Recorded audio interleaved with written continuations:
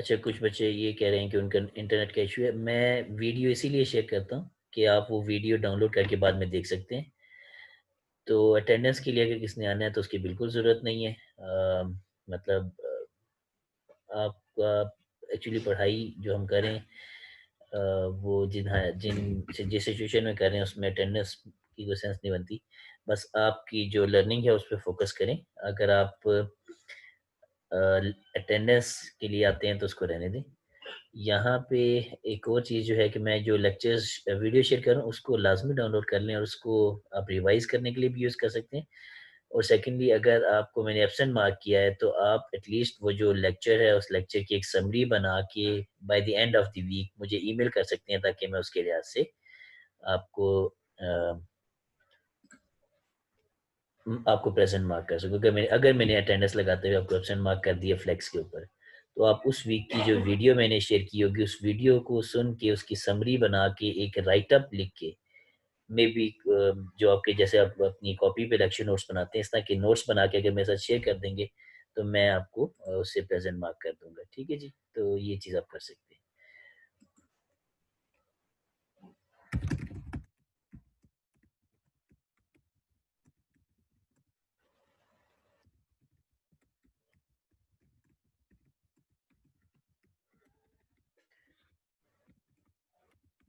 अच्छा जी, ये अ अगर आवाज़ नहीं आ रही बच्चों उसका मेरे पास कोई सॉल्यूशन नहीं है। आप अपने साइट पे चेक कर लें कि आपका नेटवर्क में या आपके सिस्टम पे कोई सेटिंग्स तो नहीं खराब हुई हुई। नेक्स्ट लेक्चर के लिए मैं यही करूँगा कि मैं 5 मिनट्स पहले आ जाऊँगा और हम लेक्चर ऑफ़िशियली उसी टाइम पे स्टार्ट करेंगे जो हमारा टाइम होता है। लेकिन आप लोग उस पहले 5 मिनट में अपने सारी नेटवर्क सेटिंग्स वगैरह चेक कर सकते हैं। ठीक है? अपने माइक की सेटिंग, स्पीकर की सेटिंग्स आप चेक कर सकते हैं। अच्छा जी, चलें लेट्स स्टार्ट। अ, आपको जो क्लिप स्क्रीन नज़र आ रही है, इसके ऊपर अगर आप देखें तो मेरे पास वही क्लास है। इस क्लास का नाम मैं थोड़ा-सा चेंज करना चाह रहा हूँ। ये जो नाम ऑब्जेक्ट है, ये कन्फ्यूज़ कर देता है कई जगहों पे। इसका नाम मैं ऑब्जेक्ट की जगह फॉर एग्ज़ाम्पल डाटा ही कर देता हूँ, जो मैंने एक दफ़ा पहले भी किया था। इसका फ़ायदा ये हो जाता है कि ये जब मैं लेक्चर डिलीवर कर रहा हूँगा तो उस वक़्त मैं जो चीज़ें जब बोल रहा होता हूँ तो ऑब्जेक्ट एक ऑफ़ कोर्स हमारी ऊप की टर्म भी है, तो वो कन्फ्यूज़ ना करे आपको, सही? चलिए जी। तो ये जो क्लास है ये डाटा नाम से क्लास है और इसके अंदर मेरे पास एक्स और वाई 2 डाटा मेंबर्स व्हीकल वाली क्लास है। इसके अंदर जो चीज़ें हमने लास्ट टाइम डिस्कस की थी अ, वो ये थी कि हमारे पास ये pre increment, post increment, pre decrement और पोस्ट डिक्रीमेंट ऑपरेटर्स थे। और ये ऑपरेटर हमने देखा था कि जो पोस्ट डिक्रीमेंट होता है या पोस्ट इंक्रीमेंट होता है, इन दोनों के अंदर हमारे पास एक डमी पैरामीटर पास होता है और ये इसके अंदर हम कोई वैल्यू भी पास नहीं करते, ये सिर्फ़ कंपाइलर को बताने के लिए होता है कि अ, जो हमारा ये फ़ंक्शन है this is different than the pre increment. Signature सिर्फ़ चेंज किया है लेकिन ये पैरामीटर हम कभी पास नहीं करते, ये वैल्यू हम कभी पास नहीं करते हैं। तो हमने इसको यूज़ किया था और हमने देखा था कि हम किस तरीके से इसको डिफरेंट वे में यूज़ करते हैं। हमने इसके अंदर रीयूज़ वाला कॉन्सेप्ट भी देखा था कि हम प्री इंक्रीमेंट को पोस्ट इंक्रीमेंट के अंदर रीयूज़ कर रहे होते थे। चलिए अब यहाँ से आगे चलते हैं। आज हम एक और ऑपरेटर देखेंगे। पहले मेन में जाके उसका यूसेज देख लेते हैं और उसके बाद हम उसको अ,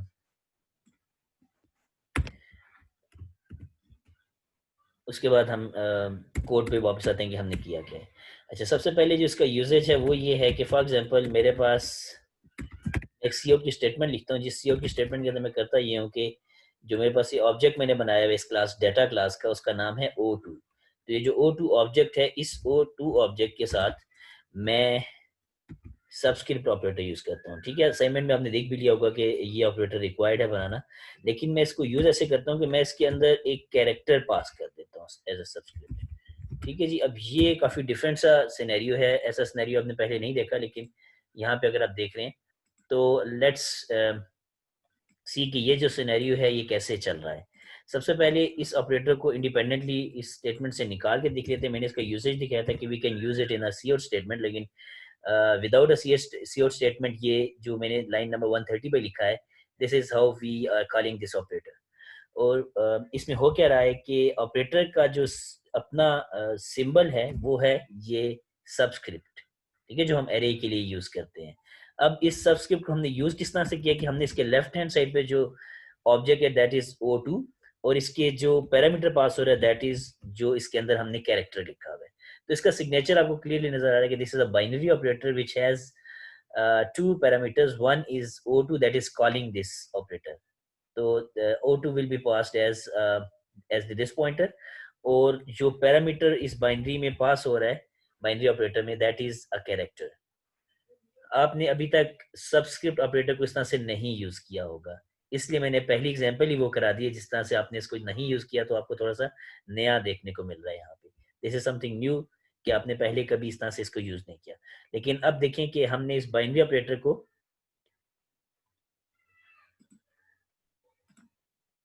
बाइनरी ऑपरेटर को हमने कैरेक्टर पास कर दिए। पहली चीज ये कि ये ऑपरेटर दो वेज में यूज होता है। अभी तक जो दोनों वेज मैंने यहाँ पे लाइन नंबर 131 और 132 पे लिखे हुए हैं these are read only ways कि मैं इसको जिस कॉन्टेक्स्ट में यूज कर रहा हूँ उसमें मैं शायद करना ये चाह रहा हूँ कि O2 के अंदर कहीं पे कोई वैल्यू है जिसको एक्सेस करने की कोशिश कर रहा हूँ।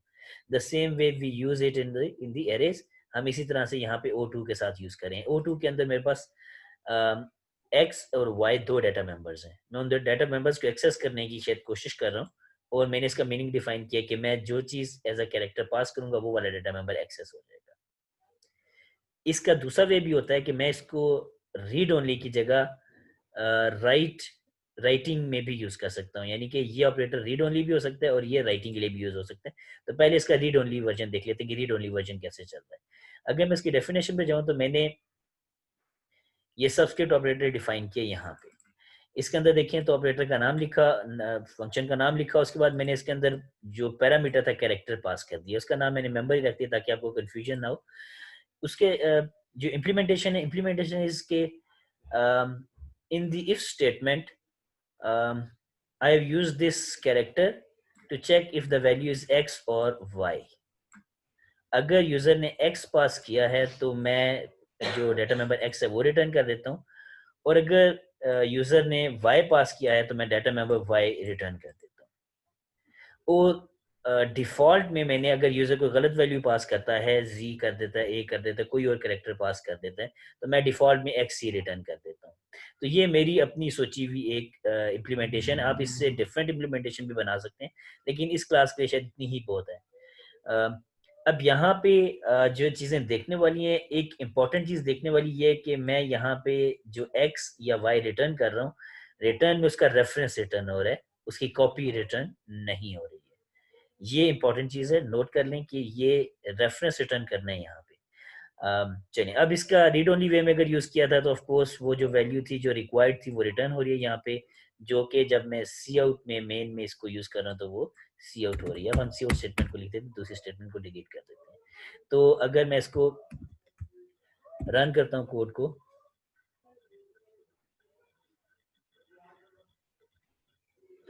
तो मेरे पास वो जो x की वैल्यू 5 मैंने स्टोर की थी वो एक्सेस हो गई और मैं उसको डिस्प्ले कर रहा हूँ सी आउट के थ्रू। इसको यूज़ करने का एक और तरीका ये भी हो सकता था कि मैं यहाँ पे फ्लोट कोई बनाता और उसमें ये वैल्यू रिसीव भी कर लेता। O2 जो वेरिएबल है उसका फॉर एग्जांपल मैं यहाँ पे y डाटा मेंबर जो है वो एक्सेस करने की कोशिश कर रहा हूँ। ये ज़हन में रखें कि ये जो भी चीज़ मैं यहाँ पे कर रहा हूँ उसके बाद मैं सी आउट कर देता हूँ इसकी वैल्यू भी f की।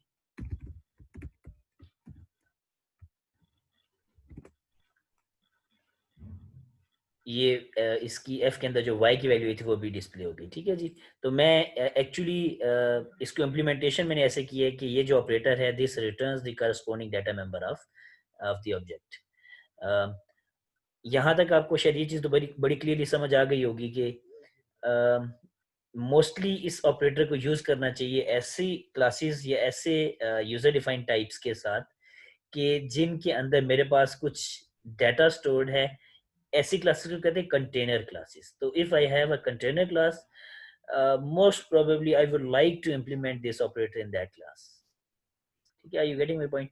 कि इसका यूजेज इस क्लास में शायद बहुत ज़्यादा क्लियरली समझ नहीं आ रहा। मैंने इम्प्लीमेंट कर दिया लेकिन इट फील्स कि मैंने ज़बरदस्ती इम्प्लीमेंट किया। लेकिन ये ज़बरदस्ती इम्प्लीमेंट करने की जगह अगर इसका कोई रियल सिनेरियो देखा जाए तो दैट वुड बी कि आई have a class that is sort of a container and it has several data values जो कि शायद मैं किसी तरीके से उनको इंडेक्स भी कर रहा होता हूँ। जैसे अरे में होता है, जैसे वेक्टर में हो सकता है, जैसे मैट्रिक्स में हो सकता है कि उनकी हर एलिमेंट की एक लोकेशन होती है जिसको एक्सेस करने के लिए हम सिंपल कोई सिंटैक्स यूज़ करते हैं।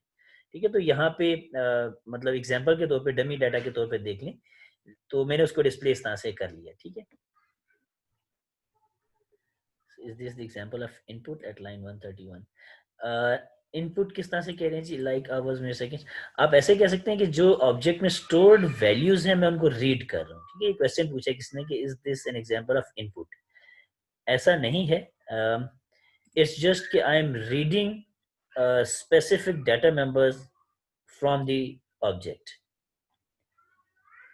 ठीक है कंटेनर क्लास का मतलब ये है कि जैसे मैंने आपको एग्जांपल दी है कि अगर आप एक यूजर डिफाइंड क्लास बनाए जैसे स्ट्रिंग की क्लास थी आपने अभी असाइनमेंट में बना भी रहे हैं जिस तरह हमने असाइनमेंट में आपको मैट्रिक्स की भी शायद क्लास दी हुई है वरना आप मैट्रिक्स क्लास को सोच सकते हैं एरे की क्लास हमने पहले इंप्लीमेंट की थी जब हम क्लासेस को डिस्कस कर रहे थे तो उसमें जो हमारी क्लास थी उसके अंदर एक एलिमेंट नहीं था इनफैक्ट उसके अंदर जो डाटा मेंबर था वो शायद एरे थी बहुत सारा डाटा पड़ा हुआ था और हम उस डाटा को एक्सेस करने के लिए उसका कोई इंडेक्स भी करते थे कि 0 इंडेक्स पे ये डाटा है 1 इंडेक्स पे ये डाटा एंड सो ऑन तो हम मैं उसको कंटेनर क्लास कह रहा हूँ that contains some multiple values instead of कि मेरे पास स्टूडेंट की क्लास है और स्टूडेंट की क्लास में एक ही स्टूडेंट का नाम रोल नंबर एंड डिटेल्स पड़ी हुई है मेरे पास कोई ऐसी क्लास है जिसमें एक ही टाइप के बहुत सारे ऑब्जेक्ट्स पड़े हैं तो ऐसा हो सकता है कि मेरे पास एरे की क्लास हो मेरे पास वेक्टर की क्लास हो मेरे पास मैट्रिक्स की क्लास हो मेरा ख्याल है लैब के अंदर आपने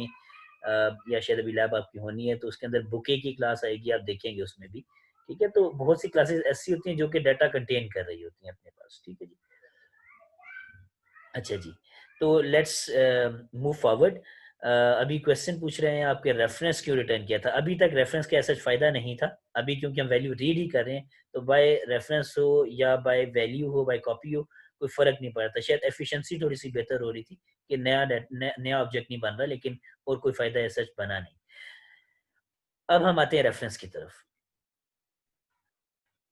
अच्छा एक क्वेश्चन पूछ रहे हैं फैज़ान के हम लोकल वेरिएबल को रिटर्न कर रहे हैं returning a local variable by reference ज़रा दोबारा सोच लें कि is this a local variable that I am returning from the function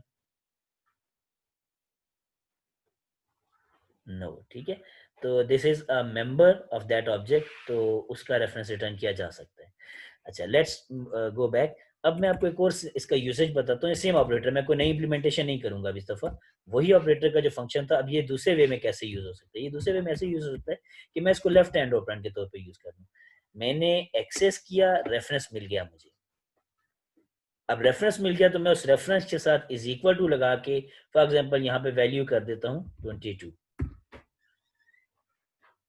अब सेंस बन रही है कि क्यों क्यों मैंने वहां से रेफरेंस रिटर्न किया था अब मैं इसकी y की वैल्यू को भी चेंज करने की कोशिश करता हूँ तो y is equal to for example 33 तो रेफरेंस इसलिए रिटर्न किया था कि अगर मैं इसको राइटिंग के वे में यूज कर राइटिंग के कॉन्टेक्स्ट में यूज करूं तो मेरे पास ऑब्जेक्ट के अंदर जो डाटा मेंबर था उसका रेफरेंस मिल गया अब रेफरेंस को अगर मैं इज इक्वल टू के लेफ्ट हैंड साइड पे यूज करूंगा तो ये जो चेंज हो रही है 22 और 33 वाली ये O2 के अपने डाटा मेंबर्स में चेंज हो रही है मुझे directly O2 dot set X O2 dot set Y करके कॉल करने की जरूरत नहीं रही ठीक हो गया सेंस बन गई इसकी तो ये वाला कोड भी मेरे पास चल रहा है अब मैं इसको जो मैंने सेट कर दिया मैं इसको दोबारा से डिस्प्ले करके आपको दिखा देता हूँ सी आउट कर लेते हैं O2 की वैल्यू एक्चुअली मैंने कल वाला कोड जो इसमें लगाया हुआ था जिसमें कि हमने ऑपरेटर वो लोड किया था सी आउट वाला वो मैंने रिमूव कर दिया हुआ है या इनफैक्ट मैं काम कर हाँ मैंने उसको रिमूव कर दिया तो इसलिए अभी अभी मैं उसको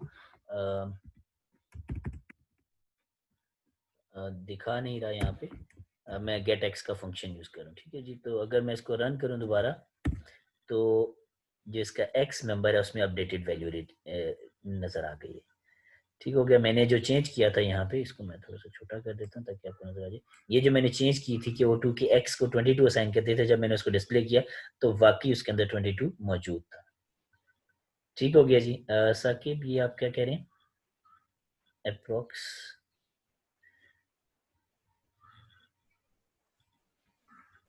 अच्छा, आप लोग क्वेश्चन पूछने के लिए अपने आप को अनम्यूट कर सकते हैं। मैंने यहाँ पे जो आपको म्यूट किया हुआ है उसमें मैंने आपको अलाउ किया है कि you can unmute yourself and ask a question, अगर आपको टाइपिंग में मुश्किल आ रही है, अगर आपको लगता है कि टाइप करके पूछने में आप कंफर्टेबल नहीं है। जी, प्राइवेट अच्छा, आप ये पूछ रहे हैं कि इसकी जो एक्सेस है वो प्राइवेट क्यों हो गई? प्राइवेट एक्सेस मुझे यहाँ पे मिल क्यों गई? देखिए, प्राइवेट का मतलब ये था कि मैं यहाँ पे अगर इसको O2 करता, O2 के साथ में डॉट लगा के एक्स एक्सेस करने की कोशिश करूँ तो ये एक्स रीड नहीं होगा। लेकिन जब मैंने इसका एक पब्लिक इंटरफेस खुद प्रोवाइड कर दिए, this is a public function, तो दिस अ पब्लिक इंटरफेस। मैं खुद चाह रहा हूँ कि यूज़र जब रीड करना चाहे तो मेरे इस फंक्शन को कॉल करे एंड अपॉन सर्टेन कंडीशंस मैं वैल्यू रिटर्न कर दूँगा, अदरवाइज़ मैं वैल्यू रिटर्न नहीं करूँगा, तो मेरे कंट्रोल में तो है। प्राइवेट है तो मेरे कंट्रोल में है। मैं जहाँ पे पब्लिक इंटरफ़ेस दे दूँगा कि रीड कर लें, वहाँ पे रीड कर सकते हैं। जिस चीज़ का प पब्लिक इंटरफ़ेस मैं नहीं दूँगा वो रीडेबल नहीं है। ऐसा हो सकता है, ठीक है? ये एग्ज़ैक्टली वही है ना, ये सबस्क्रिप्ट ऑपरेटर किसने क्वेश्चन पूछा कि सेटर और गेटर्स की तरह है। एग्ज़ैक्टली आप ठीक कह रहे हैं। मैंने सेटर और गेटर्स की जगह पे ये ऑपरेटर डाल दिया। अगर आपके पास कंटेनर टाइप की क्लास है जिसमें बहुत सारा डाटा पड़ा है, जिसमें हर एलिमेंट को एक्सेस करने के लिए आप उसका कोई इंडेक्स, कोई नंबर, कोई उसका नाम बता सकते हैं, तो वेरी गुड, फिर आपको ये ओवरलोड कर लेना चाहिए। आप नोट कर रहे हैं कि इससे कितनी कन्वीनियंस ऐड हो रही है, कोड कितना अच्छा या कंसाइज़ हो रहा है लिखने में। जी, एग्ज़ैक्टली ऐसा कर सकते हैं। इनफैक्ट मैंने अभी दूसरी एग्ज़ाम्पल की हुई है। यहाँ तक सबको क्लियर हो गया कि एक ही ऑपरेटर है, एक ही इम्प्लीमेंटेशन है, उसमें रिटर्न टाइप को रेफ़रेंस रख दिया है, लेकिन अब इसको यूज़ करने के 2 वेज़ आ गए। मैं रीड करने के वे में भी इसको कॉन्टेक्स्ट में भी यूज़ कर सकता हूँ और मैं इसको राइट करने के कॉन्टेक्स्ट में भी यूज़ कर सकता हूँ। तो ये दोनों कॉन्टेक्स्ट में यूज़ हो रहा है, ये जो फ़ंक्शन मैंने बनाया था अभी अपने पास, ये सबस्क्रिप्ट ऑपरेटर का, जिसके अंदर मैं इसकी वैल्यू रिटर्न कर रहा था। ठीक हो गया? यहाँ तक क्लियर है सबको? अच्छा, अगर मेंबर का नाम एक्स की जगह कुछ और हो तो उसका भी कोड नहीं। देखिए, ये एक्स जो मैंने पास किए तो मैंने अपने लिए पास किए, मैं यहाँ पे कोई और चेक भी लगा सकता था, ये मेरी इम्प्लीमेंटेशन है, आप इसको कुछ डिफरेंट भी कर सकते हैं।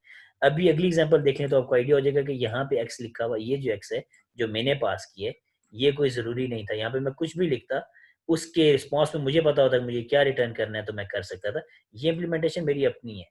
इनफैक्ट ये जो फंक्शन का डिज़ाइन बनाया ये भी मेरा अपना है।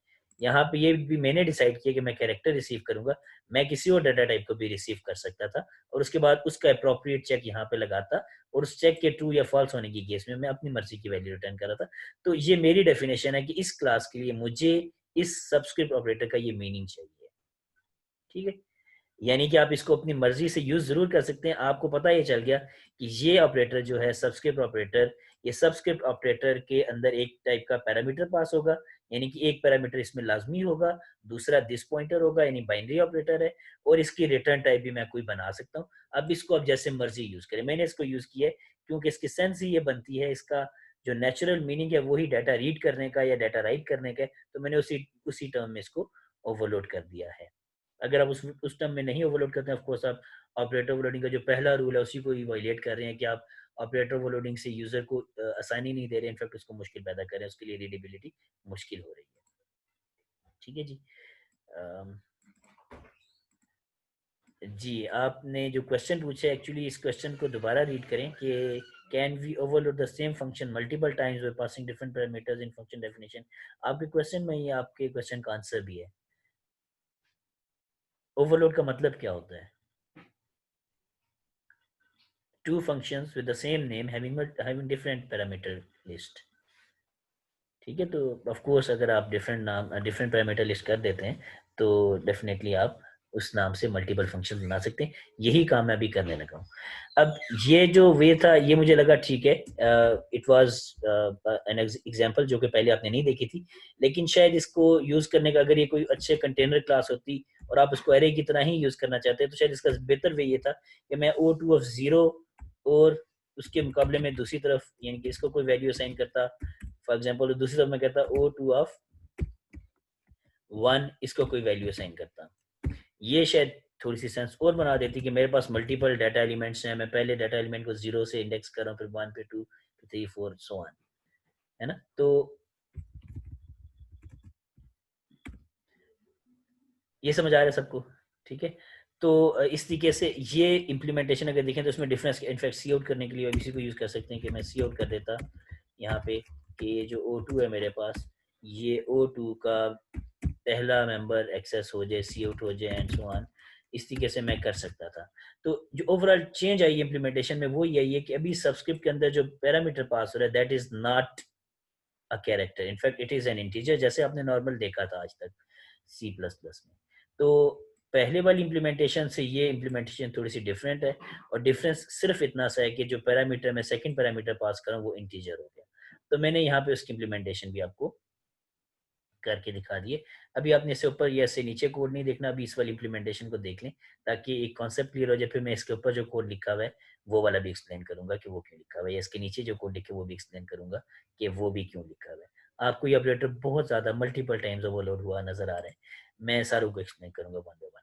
अभी जो चीज़ नज़र आ रही है वो ये थी कि मैंने एक ओवरलोड किया जिसमें मैंने इंटीजर पास कर दिया मेंबर, और उसके ऊपर मैंने अपनी मर्ज़ी का चेक लगा लिया। अगर 0 है तो एक्स रिटर्न कर दूँगा, 1 है तो वाई रिटर्न कर दूँगा, डिफ़ॉल्ट में एक्स रिटर्न कर दूँ। ये मेरी अपनी लॉजिक है कि इस तरीके से कर लें, आप इसको किसी और लॉजिक से भी कर सकते हैं, उसमें कोई रुकावट नहीं है। लेकिन मैंने वही वाली इम्प्लीमेंटेशन जो कैरेक्टर के साथ की थी, उसको इंटीजर के साथ भी करके दिखा दिया। जी, आपने पूछा अब्दुल अहद के लेफ्ट हैंड वाली इम्प्लीमेंटेशन। देखिए, लेफ्ट हैंड के लिए सिर्फ़ ये हो रहा था कि मैंने रेफ़रेंस रिटर्न किया था। ऑपरेटर यही वाला कॉल हो रहा था, लेकिन ये जो एक्स रिटर्न हो रहा है या वाई रिटर्न हो रहा है, ये रेफ़रेंस रिटर्न हो रहा है। जब ये रेफ़रेंस रिटर्न हो रहा है तो मेन के अंदर अगर मैं इसको लेफ्ट हैंड साइड पे रख दूँगा, तो जो मेन में चीज़ इज़ इक्वल टू के लेफ्ट साइड पे रिटर्न हुई है that is reference of x. यहाँ पे नेक्स्ट लाइन में रेफ़रेंस ऑफ वाई। उसको अगर मैं 10 असाइन करता हूँ तो ऑफ कोर्स वही एक्स और वही वाई अपडेट हो रहा है। ठीक है? तो लेफ्ट हैंड के लिए कोई नई इम्प्लीमेंटेशन नहीं की।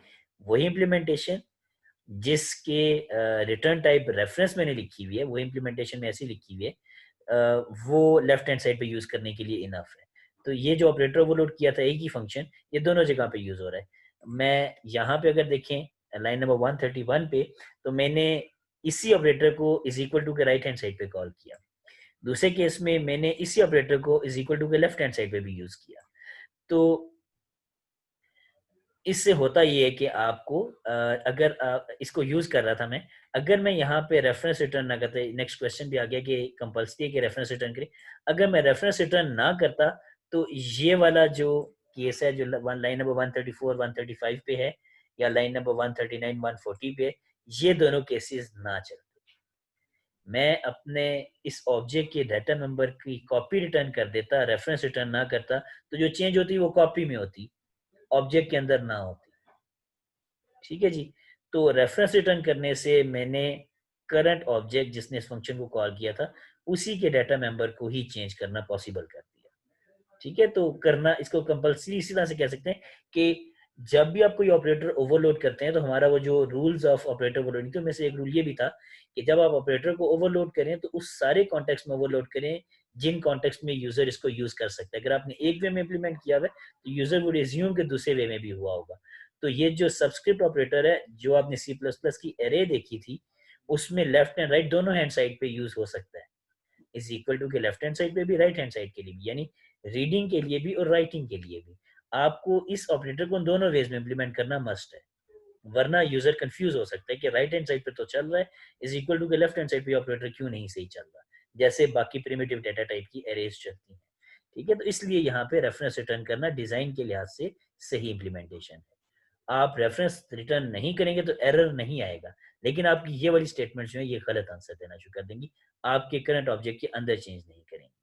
ठीक है? तो मैंने जब यहाँ पे रेफरेंस रिटर्न किया है, तो वो जो मेरे पास वेरिएबल बना है यहाँ पे, वो डाटा मेंबर का ही रेफरेंस है। उस वेरिएबल को जब मैं 22 करूँगा तो ये चेंज हो रहा है। ठीक है? जो नेक्स्ट क्वेश्चन है कि how are we assigning the value, तो यही यहाँ पे लाइन नंबर 134 पे हमने असाइन कर दी वैल्यू, इज़ इक्वल टू के राइट हैंड साइड पे वैल्यू लिख दी, लेफ्ट हैंड साइड पे हमने रेफरेंस गेट कर लिया, तो जो चेंज हुई वो ऑब्जेक्ट के मेंबर में ही होगी। ठीक है जी, हाज़िक? ओके जी। अ, तो लेट्स मूव ऑन। अब हमारे पास ये जो इंटीजर वाली इम्प्लीमेंटेशन थी, ये भी मैंने आपको दिखा दी कि अब हम इसको इंटीजर के तौर पे भी यूज़ कर सकते हैं। इंटीजर पास करके मैंने एक और फंक्शन लिख दिया, तो ये देखें जी, मैंने जब इंटीजर से O2 ऑफ 0 को 10 किया था, O2 ऑफ 1 को 11 किया था। तो जब O2 ऑफ 0 को डिस्प्ले किया यहाँ पे, तो O2 ऑफ 0 की वैल्यू जो मेरे पास आई है दैट इज 10। ठीक है जी, तो रीड हो गया और मैंने यहाँ पे चेंज भी किया, तो ऑफ कोर्स इसका मतलब है राइट भी हो रहा है और रीड भी हो रहा है। सही हो गया, यहाँ तक क्लियर होगी इम्प्लीमेंटेशन। अब यहाँ से आगे चलते हैं कि मैं एक और ऑब्जेक्ट बनाता हूँ, और ये ऑफ कोर्स हमें हमेशा देखना पड़ता है कि अगर मैं यहाँ पे इसी क्लास का एक ऑब्जेक्ट बनाता, मे बी मैं उसको O1 कह देता हूँ। तो ये जो O1 ऑब्जेक्ट है, अगर ये कांस्टेंट ऑब्जेक्ट है, तो मैंने इसको इनिशियलाइज कर दिया। फॉर एग्जांपल एक और ऑब्जेक्ट जो पहले ऑलरेडी बना था उससे, तो O2 से इनिशियलाइज कर दिया कांस्टेंट ऑब्जेक्ट को। अब मैं चाहता ये कि ये जो कांस्टेंट ऑब्जेक्ट O1 था, इस O1 की वैल्यूज को रीड आउट करना चाह रहा हूँ। तो मैंने इसको रीड किया और मैं कहता हूँ जी कि इसका इंडेक्स 0 रीड करें। क्या ये हो जाएगा? क्या मुझे इसके अगेंस्ट O1 के इंडेक्स 0, यानी कि इंडेक्स 0 को मैंने x कहा था,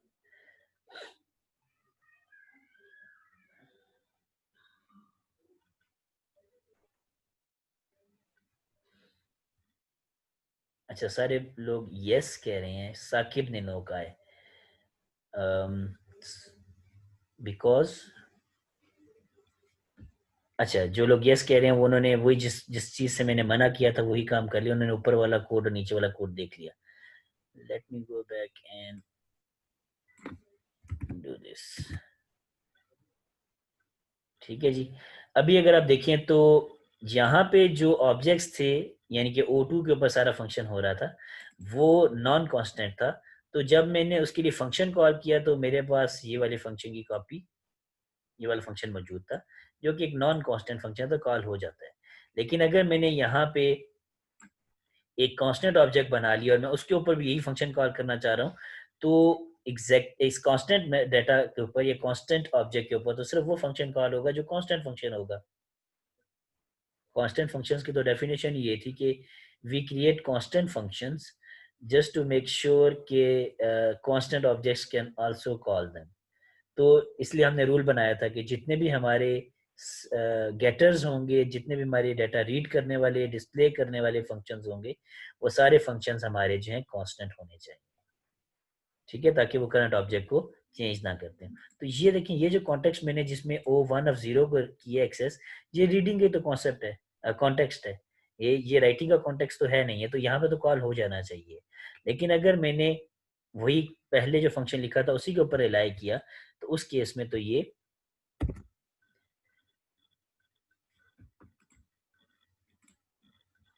मैंने किसको कमेंट किया?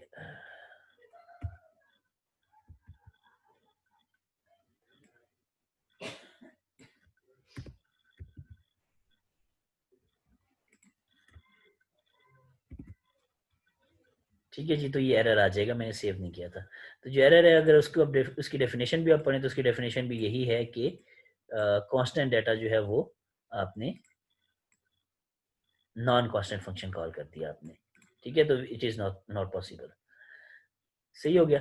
तो इस जब आप ऑपरेटर सब्सक्रिप्ट को ओवरलोड कर रहे हो, तो मेक श्योर कि जिस भी कॉन्टेक्स्ट में, जिस भी पैरामीटर लिस्ट के साथ आप ओवरलोड कर रहे हैं, ये मैं इंटीजर वाली लिस्ट दिखा रहा था, तो अगर आप इंटीजर पैरामीटर के साथ ओवरलोड कर रहे हैं, तो आप इस इंटीजर पैरामीटर की एक और ओवरलोड प्रोवाइड करेंगे कांस्टेंट फंक्शन के तौर पे।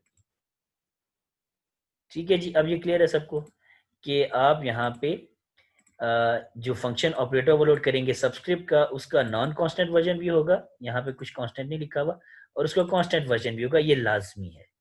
ठीक है, इसके बगैर आपका ये कोड बहुत से सिनेरियोज पे नहीं चल रहा होगा। अब यही चीज मैंने दूसरे वाले फंक्शन के लिए भी, जिसमें कैरेक्टर मेंबर था, उसके लिए भी कर दिया कि उसके लिए भी मैंने कांस्टेंट वाली इंप्लीमेंटेशन प्रोवाइड की। अच्छा जी, अब इसको देख लेते हैं कि हम इसको क्या चेंज कर रहे थे। पहली चीज ये थी कि जब मैंने इसके कांस्टेंट वाला वर्जन भी इम्प्लीमेंट कर दिया है, तो उसकी रिटर्न टाइप जो है, आपको पहले ही पता था कि जो हमारा कांस्टेंट फंक्शन होता है, वो कभी भी रेफरेंस नॉन कांस्टेंट रिटर्न नहीं कर सकता। वो एरर है, क्योंकि आपका कांस्टेंट फंक्शन रेफरेंस जब भी किसी चीज का रिटर्न करेगा, तो वो रेफरेंस नॉन कांस्टेंट नहीं हो सकता, उसे कांस्टेंट होना चाहिए। तो मजबूरी में हमें इसके रिटर्न टाइप के साथ कांस्टेंट लगाना पड़ा। ठीक हो गया जी। तो रेफ़रेंस से लगा लिए कि ये एक्सेस इसकी फास्टर हो जाएगी, नया ऑब्जेक्ट नहीं बनेगा, तो रेफ़रेंस यहाँ पे रिटर्न कर दिया। लेकिन ये कांस्टेंट हमने रिटर्न टाइप के साथ भी लाज़मी लिख दिया। ठीक है, फंक्शन भी कांस्टेंट है तो उसकी रिटर्न टाइप भी कांस्टेंट होनी चाहिए। ये आपका कंपाइलर ही अलाउ नहीं करेगा अगर इसकी रिटर्न टाइप कांस्टेंट नहीं होगी। अच्छा जी, तो अब आप अगर इस फंक्शन इस ऑब्जेक्ट के ऊपर इसको कॉल करते हैं तो ये वाला कोड भी चल जाएगा। तो O1 का जो 0 इंडेक्स है वो भी इस फंक्शन कांस्टेंट को कॉल करके एक्सेस हो जाएगा। ठीक है, why are we returning it as a reference as a constant? ये इसलिए रिटर्न कर रहे थे कि इसकी एफिशिएंसी बेहतर हो जाए और कोई वजह नहीं है। ठीक है जी। तो अब हमारे पास इम्प्लीमेंटेशन कंप्लीट हो गई। हमारे कांस्टेंट ऑब्जेक्ट के ऊपर ये वाला फंक्शन कॉल हो जाएगा। इनफैक्ट वो सारे कॉन्टेक्स्ट जिसमें रीड ओनली वे है। तो इनफैक्ट यहाँ पे जहाँ पे मैं इसको सी आउट कर रहा हूँ, यहाँ पे भी इसका कांस्टेंट वर्ज़न ही कॉल होना चाहिए क्योंकि जो कॉन्टेक्स्ट है इट सेज़ कि वैल्यू रीड हो रही है, राइट नहीं हो रही है। सही है जी। तो उस केस में भी ये कांस्टेंट वाला वर्ज़न ही कॉल होना चाहिए, नॉन कांस्टेंट वाला नहीं कॉल होना चाहिए। इनफैक्ट अ, जो नॉन कांस्टेंट वाला कॉल होगा, वर्ज़न वो सिर्फ़ यहाँ पे कॉल होगा, जहाँ पे मैं डाटा को चेंज कर रहा हूँ। ठीक है जी। क्लियर है ये बात सबको? अच्छा जी, तो मेरे पास ओवरऑल मेरे ये जो फ़ंक्शन था इसकी 4 कॉपीज़ हैं अब। सही हो गया? पहली कॉपी है कैरेक्टर नॉन कांस्टेंट, दूसरी है कैरेक्टर के साथ कांस्टेंट फ़ंक्शन, तीसरी है इंटीजर के साथ फ़ंक्शन और चौथी है इंटीजर के साथ कांस्टेंट फ़ंक्शन। सही हो गया? अब जब ये 4 कॉपीज़ प्रोवाइड कर दी हैं तो इससे मेरे पास 2 डिफरेंट इम्प्लीमेंटेशन हो गई हैं कि एक में कैरेक्टर पास कर देता हूँ और एक में मैं इंटीजर पास करके भी डाटा को रीड कर सकता हूँ। अच्छा जी, अभी हमारा जो सेशन 40 मिनट्स का अलाउड होता है वो ख़त्म होने वाला है। अगर ये 3 मिनट्स में ख़त्म हो जाएगा, जब ये 3 मिनट्स में ख़त्म होगा तो मैं दोबारा से इसी मीटिंग को इनिशियलाइज़ कर दूँगा, दोबारा इसको मीटिंग को ओपन कर दूँगा तो आप लोगों को शायद दोबारा जॉइन करना पड़े। ठीक है? तो अगर ऐसा हो जाता है तो आपको जॉइन करना पड़ेगा, आपने फ़ौरन से जॉइन कर लेना है, सब लोगों ने दोबारा जॉइन कर लेना है, अगर अगर आपको वो मीटिंग कंटिन्यू नहीं होती। मैं एक्चुअली अनाउंस करूँगा कि ये मीटिंग दोबारा से नई मीटिंग स्टार्ट हुई है। चलिए, ठीक है जी। जी, फ़ैज़ान ने क्वेश्चन पूछा है कि इसको एरे कितना यूज़ क्यों करें? देखिए, मैंने आपको बताया था कि दिस इज़ जस्ट वे कि मैं इतना यूज़ करना चाह रहा हूँ। इस क्लास में शायद सेंस नहीं बनती, लेकिन आपकी जितनी कंटेनर क्लासेज़ होगी, वहाँ पे सेंस बनेगी। यहाँ पे मैंने आपको बस डमी सा डाटा लेके एक डमी सी क्लास बना के, उसके अंदर आपको इसको यूज़ करके दिखा दिए कि एरे सबस्क्रिप्ट ऑपरेटर जो है, वो इस तरीके से यूज़ हो सकता है। ठीक है जी? तो अ, ये एरे सबस्क्रिप्ट ऑपरेटर जो है, इसको यूज़ करने का हमने देख लिया केस। अच्छा, मेमोरी कंटीग्युअस की बात करें, देखिए ये जो डाटा रीड कर रहा हूँ, ये मैं रीड कर रहा हूँ, ये कंपाइलर नहीं रीड कर रहा। देखिए मैंने इसकी कोड खुद लिखा है कि मेंबर इज़ इक्वल टू 0 तो रिटर्न एक्स। ये मैंने कोई एड्रेसिंग तो नहीं की ना, एड्रेस ट्रांसलेशन भी नहीं की है। कोई बेस एड्रेस से आगे इतने एलिमेंट्स जाना है या इतने बाइट्स जाना है, कंटीग्युअस मेमोरी है, नहीं है, ऐसा कोई केस मैंने नहीं देखा। मेरा कोड क्या था कि मैंने देख लिया कि कंपाइलर ने मुझे प्रोवाइड किया हुआ था कि मैं डाटा मेंबर्स जो उनको एक्सेस कर सकता हूँ। तो मैंने फंक्शन में उनको एक्सेस किया और रिटर्न कर दिया। अब वो जैसे भी रीड हो रहे हैं, ये कंपाइलर के ऊपर है। ठीक है जी। अच्छा जी, मीनवाइल बस 1 मिनट रह गया, मीटिंग दोबारा से जो स्टार्ट होनी है, तो इसमें मैं बस इतना सा एक्सप्लेन कर दूँ कि ये लिंक है। इस लिंक को सब लोगों ने अभी नोट डाउन बेशक ना करें, मैं ये शेयर भी कर दूँ क्लासरूम के ऊपर, ये पहले भी मैंने शेयर कर दिया था। शेयर किया हुआ था, आप लोगों ने डेफ़िनिटली शायद पहले देखा भी होगा। इस लिंक को सब लोगों ने लाज़मी जाके स्टडी करना है। ये जो लिंक है अ, बहुत इन्फॉर्मेटिव लिंक है। इनफैक्ट मुझे कोई भी ऐसी शायद बुक भी नहीं मिली जिसमें इतना कॉम्प्रिहेंसिवली किसी जगह पे डिस्कस किया हो कि operator overloading C plus plus में कैसे काम करती है और डिज़ाइन कैसा होना चाहिए। अच्छा जी, क्वेश्चन पूछ रहे हैं कि एरे ऑफ O2 की एरे तो नहीं, O2 तो एक ऑब्जेक्ट है ना? डाटा जो है ना वो टाइप है। यहाँ पे अगर आप देखें तो जो डाटा टाइप है वो ये है। ठीक है, उसका नाम है, क्लास का नाम है डाटा। तो एरे ऑफ डाटा हो सकती है, यानी कि हमने यहाँ पे O2 तो एक ऑब्जेक्ट बनाया है ना, O2 ऑफ 0 मीन्स O2 के अंदर कुछ एक्सेस करना है, O2 ऑफ 1 मीन्स O2 के अंदर कुछ एक्सेस करना है। ठीक है जी, क्लियर है? चलिए जी, let me restart the meeting और फिर हम दोबारा से इसको आगे कंटिन्यू करते हैं। अब हमने 1-2 ऑपरेटर्स और ओवरलोड करने हैं जो कि बहुत सिंपल है लेकिन इम्पोर्टेंट है। उसके बाद हमारा ये टॉपिक कंप्लीट हो जाएगा।